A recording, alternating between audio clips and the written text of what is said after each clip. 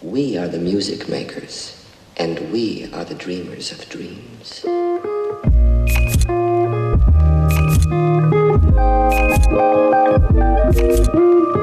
Alright, what's up guys? This is Austin and Joy the Girl. Yep. With Postbit. And we are right now doing a tribute to Gene Wilder with that song. A nice little remix. So today we're going to be talking about a game called Inside that Joy and I just finished. Yep. How'd you feel about it, Joy? I love the game. You loved it? Yep. I thought it was pretty decent. Pretty decent. Definitely seemed allegorical. Right. And let's really emphasize gore. Rickle. Wow. I'm guessing you didn't just think of that. I did. I said allegorical and I went, This gore. morning you were like, I'm going to lay this joke down today. That's not what happened. Let's be honest. I woke up like 10 minutes ago. I didn't have that much time to think through something like that. I actually do know that because you were sleeping in the studio. I don't know that I want you to share that. So we anyway, can cut it. We can cut it. Yeah, we're gonna cut that. So anyways, we are going to take a few minutes to review the game as far as Worldview goes and see where it may or may not have stolen from the Christian worldview. Right, you guys probably thought that we forgot because we were so into the story and Austin was screaming like a little girl when the dogs chased him I represent that. that we didn't forget, so I'll give you that one. this is our little Worldview review. Worldview review. That's what's up. We need to have big letters that come down when I say that. That's what we need. Worldview review. Because this is the first Worldview review that we're doing. Did we just trademark that? We are. Okay. That's a thing now. Worldview review. You're welcome. On Postbit. Go Joy. It's not your birthday. It's not. So anyways, there were a couple little themes that we could find in this game. Right. And I would say the biggest one was sovereignty. What would you say, Joseph? I agree with that. Sovereignty. I think we can find it. Right. And we'll start with why. So the premise... Well, and sovereignty and like God's sovereignty and what happens when people try to be sovereign. Right, exactly. When we think of sovereignty, we often think of like controlling robots. Right. Most people do anyways. Mm-hmm. I mean, not a good Calvinist. Right? Right. I mean, we know. Right. So you start out, the premise of the game is that there really isn't a premise of the game. Right. Right? You just kind of start out as this kid and you're like running through the woods and all of a sudden people are gunning you down. Exactly. Which is pretty wrong because you're a kid. So there's your total depravity. Because only a totally depraved person would just gun down a child. Right. And I think the society overall is very depraved. Yeah. As you find out. As you go through it, you recognize, wow, these people have completely fallen. Oh yeah. Right. They're gone. And they only act upon their sin. True. Right. Or the sin of the people that are mind controlling them. Right. They're mind controlling people. If that's not trying to steal from God's sovereignty, I don't know what is. So we have a kid running through a forest, and you get to a point in the game where you can start controlling these like zombified people. Right. You plug into the little helmet thingy and you can make the zombies do what all of a sudden you're making the zombies dance the Thriller dance. Right. Because that's the only logical thing to do. Because you can do that. And I recommend it. Absolutely. Undoubtedly make those zombies dance Thriller for at least 3 minutes and then carry on with your game. A glimpse of happiness in Yes. such a dark game. Exactly. So you get to this point where you start you essentially like jump into this blob of like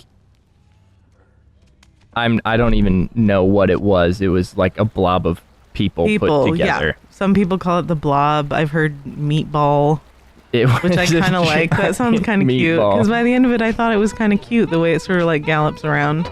Anyway. Yeah, that's exactly what it was, and it just rampages through this like, what was it? It wasn't an office. It was like it's like a factory science building controlling people's brains. Right. So essentially, what the theory behind this is that this boy that you are is being controlled by this blob. Right. That's one of the theories. Right. One of the theories. That's my favorite theory. I don't know. Is that the blob, the whole game is luring you through mind control to set it free. Right. Because it's become like self-aware. Yes. So you have this self-aware blob controlling your mind. Yes. Right. Right. And so you get to the end, and then all of a sudden you like jump into this blob, and now it has like its own free will kind of thing, like where it's just rampaging. Well, because before you jump into the blob, you sort of disconnect it from these like synapsy looking things. Right. Which makes you think that the blob is sort of like a life source organ for all of the mind controlled people out there.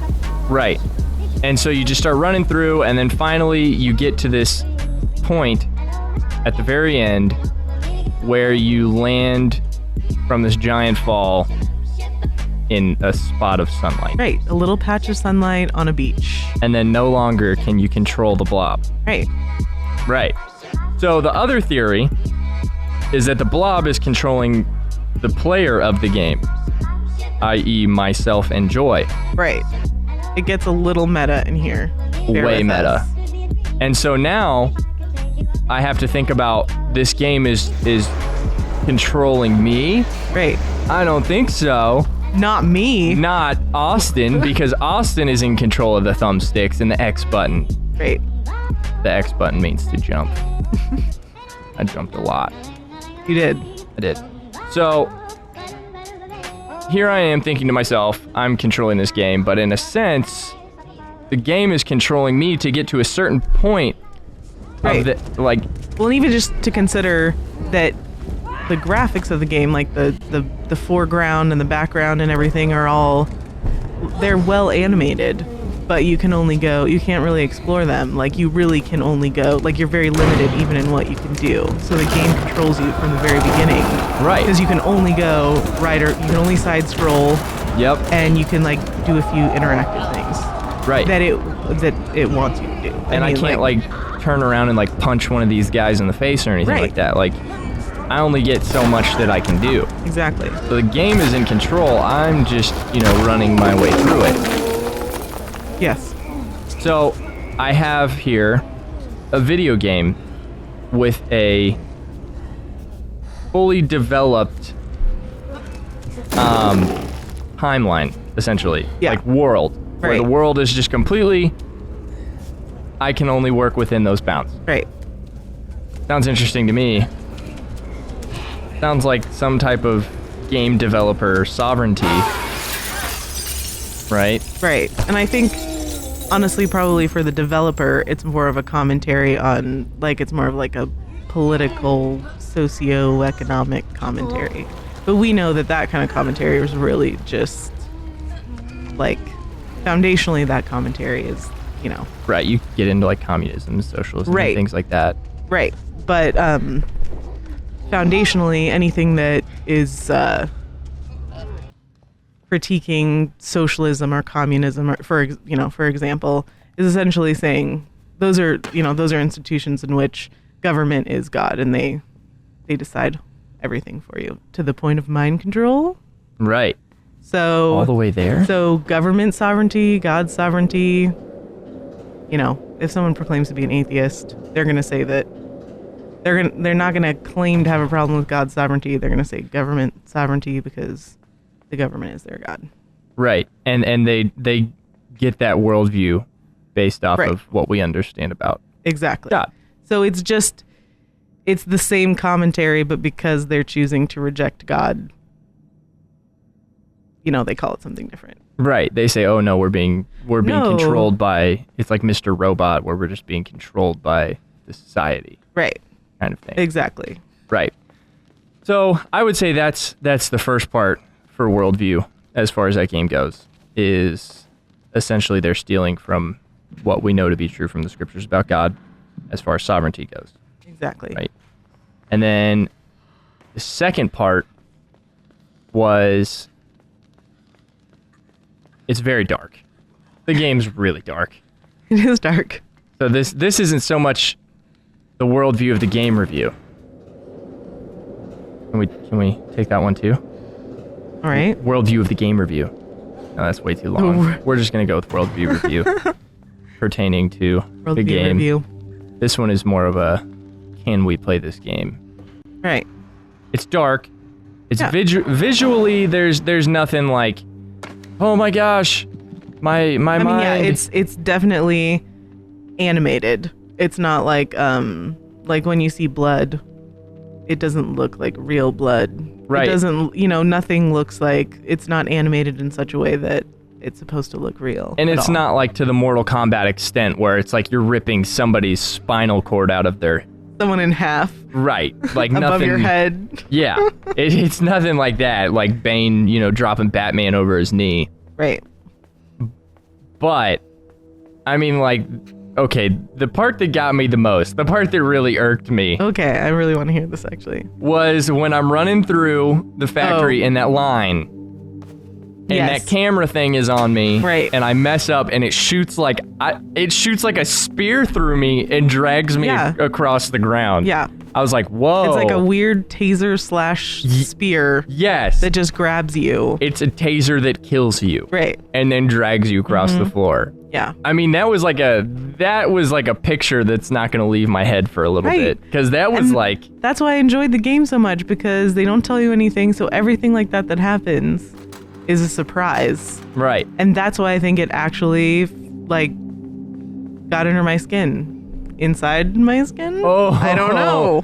Bang. I don't know. Nailed that one. Yeah, so I mean, visually it's not like, okay, this is just, completely reprehensible. Like, this is just evil and wicked and whatever. It's just like, whoa, okay, hang on. Like, that's not something I'm going to forget about for probably a week. Right? So, I guess my question is, can we still play a video game that is dark and grim and gritty and difficult to find a worldview in? Right, because something it's hard to find redemption. Open to interpretation. Right, it's very open to interpretation. So is there redemption in the game that we can find? I would argue yes, because in a sense because of the depravity in the game, right, we see how much we need Christ. Because we can be just like those people. Yeah. Right, like I know that my heart is full of wickedness, and every day is a struggle not to get to that point. Right. Right? And then 2, the end of the game, where we kind of finally make it to the end, and it's just like, oh, there's sunlight, and we're on a beach, and the water is like coming up to us, and it's like a really nice, beautiful idea, while, directly behind that water and that sunlight, there's like darkness and gloom and gray. Right. Gray. But do you think that, okay, so here's a question for you. Do you think it's a happy ending? I don't know. I mean, I would say... And you have to keep in mind, it's a really, really open-ended. Another question would be, would it be a good game if at the end you like the little boy jumped out of the blob and did like a Breakfast Club punch and was like, oh, would it fit the game? Yeah, and then gives you a thumbs up like Mario or something like that. It's like, oh, he like eats a toadstool and becomes big. Right. Yeah.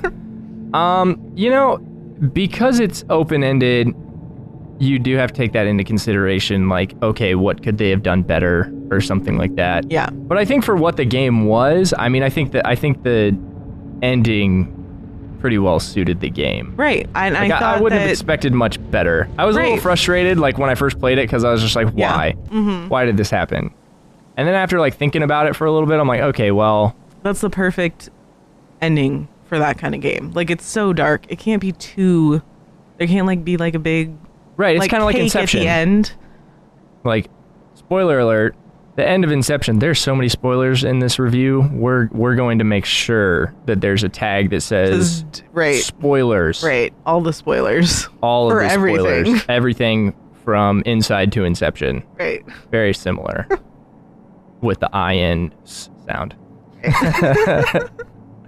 So, Like Inception, though, you know, you get like the top and it just like keeps spinning and then it seems like it's going to fall over and you don't really know, does it fall over or does it continue to spin? Yeah. I don't know. Right. So the ending is, the ending is open-ended. Right. End. So you kind of have to decide that for yourself and you have to find redemption throughout the game, perhaps not just in the ending, and just be like, okay, so where does this point to Christ? Right. Does the sin point to Christ? Because in a sense, I mean, like the second use of the law is, does it point to Christ? You know, it's not necessarily like, okay, this is redemptive right there. No, you have to kind of look at it. Because it is a story. Like, you know, it's not the type of game you can play and like instantly have all the information about something. Right. So like the redemptive point, I don't think really like happens at a specific moment. But I do think the end is like a redemptive type of thing. I like the ending. I think it's a happy ending. I think it was fitting. Right. I didn't love the ending, but I thought it was fitting. Yeah. Personally. There's an alternate ending too. That's true. Right. Which would probably summarize our theory a little bit better, but we'll let you look into that on your own. Right. They're all over YouTube. All. If you want to know it, the ending just... Yeah. It's there. So I would say those are like our two main points for the game. Interesting side note, they used a actual human skull to make some of the music in the game. Oh, wow. Yeah. Super weird. I don't know how they acquired said They're human really skull, into this game. but I mean, like they were really into like that dark and creepy vibe. Yeah. Even in their sound and music. I don't know really how I feel about the human skull thing, actually, now that I'm thinking about it. Right. I didn't know how I felt about it the second I read it.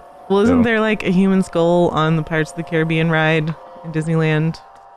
Like, I can't speak I'm to pretty that. sure there's a real one, like in the headboard or something. Oh dear. That's pretty creepy. I don't know. I don't know. I guess like we're just, you know, reusing the bodies for God's glory in some sense. Right. Except for maybe not in that game. Anyhow, well, we don't know how the skull was obtained, so we can't officially comment on it. Yeah, right. That's exactly. our stance. They might have gotten it from, you know, a very reputable seller on the black market. Thank you for listening to Postbit and hearing our first Worldview review. Tag that. We're so clever. We are so clever. We're going to come up with so many more clever things for you guys to hear. We are. So, we are in the Apologia Studios, where you can like and subscribe to that page to hear more video game Worldview reviews. TM.